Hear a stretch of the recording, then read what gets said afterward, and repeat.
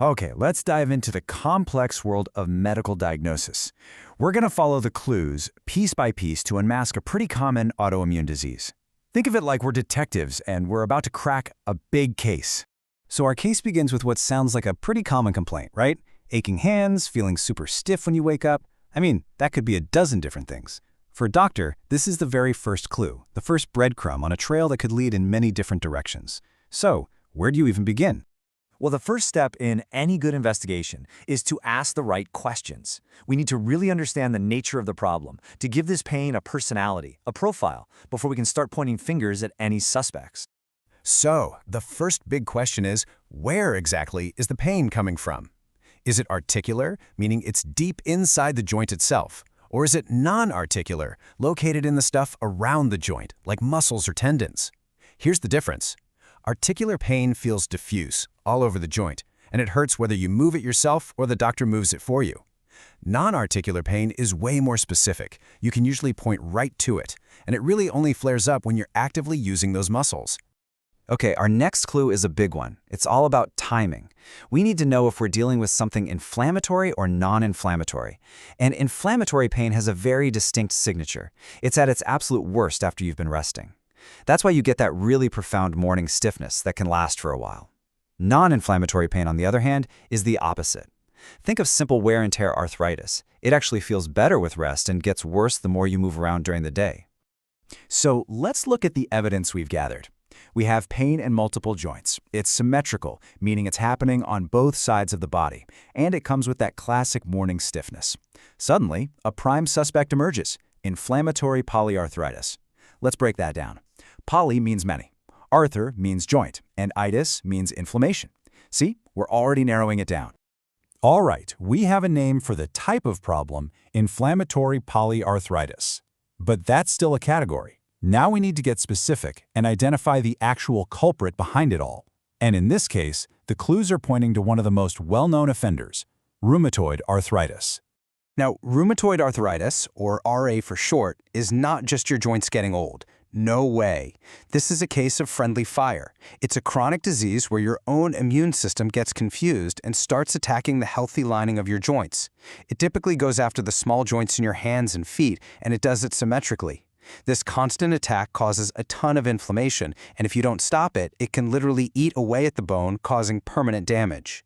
And here's another huge piece of the puzzle, a demographic clue you just can't ignore.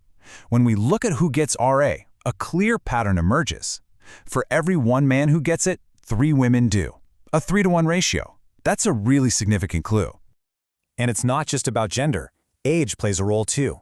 While RA can pop up at any age, there's a definite peak period, a sort of prime time for it to first appear. And that's usually right in middle age, between the ages of 40 and 60. So now that we've identified our culprit, let's grab our magnifying glass and go microscopic. We're heading inside the body, right to the crime scene, to see exactly how this betrayal unfolds at a cellular level. Okay, what you're looking at here is a 6-step cascade of chaos. It starts with a trigger, maybe it's genetics, maybe it's something like smoking, that changes some of your body's own proteins. Then, your immune system makes a terrible mistake. It sees these changed proteins as foreign invaders. It activates its soldiers, the T cells, and sends them to the joints. There, these immune cells cause the joint lining to get all swollen and angry, forming this destructive overgrown tissue called a pannus. And that pannus is the real villain. It releases chemicals that call in another cell, the osteoclast, whose whole job is to break down bone. That's how the permanent damage happens. So you have to be asking, why does this happen to some people and not others? Well, it seems to be a 1-2 punch of your lifestyle and your genes. Environmentally, smoking is a huge well-known trigger. But genetics plays a massive role too. Scientists have pinpointed specific genes that can make you much more susceptible to this case of mistaken identity. So, it's a mix of the hand you're dealt and the choices you make. So we have all these clues, the symptoms, the risk factors, the biology, but how does a doctor take all of that and build a final rock-solid case? Well, they don't just guess. They use a standardized scoring system. To make sure that a diagnosis of RA means the same thing in Dallas as it does in Dublin, experts from America and Europe came together and created this, ASRC, a set of official criteria. Think of it as a diagnostic playbook that turns all those clues into a simple, objective score. Let's break down this scorecard. First up, joint involvement. Basically, the more small joints that are swollen and tender, the more points you get, all the way up to 5. Next up is serology. That's the blood work. They look for specific antibodies that are classic signs of RA. High levels get you more points. Then they look for general inflammation markers in your blood, which can tack on another point. And finally, time. If your symptoms have been hanging around for 6 weeks or more, that adds 1 more point to the tally. So, you add up all the points from those 4 categories. And here it is, the magic number, 6. If your total score is 6 or more, the diagnosis of rheumatoid arthritis is considered highly, highly likely. That number is the critical threshold. But, and this is so important to remember, it's not a slam dunk. Even the experts say there are caveats. A score over 6 makes RA the prime suspect, but it's not a 100% guarantee. Other conditions, even things like lymphoma, can sometimes mimic RA and give you a high score. So a doctor still needs to use their clinical judgment. The scorecard is a powerful tool, not the final verdict. Okay, we have followed this case from the first vague symptoms all the way to a diagnostic score. So what's the big takeaway from this entire journey?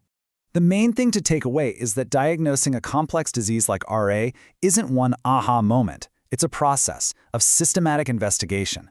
It's about moving from broad, general symptoms to very specific clinical findings and, ultimately, to concrete biological markers.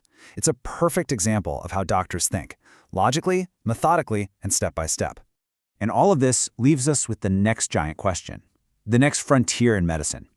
We've gotten really good at cracking the case after the symptoms have already appeared. But the real challenge, the question we all want to answer, is can we use all this knowledge to get ahead of it? Can we move from just diagnosis to prediction, and maybe, just maybe, one day, to prevention,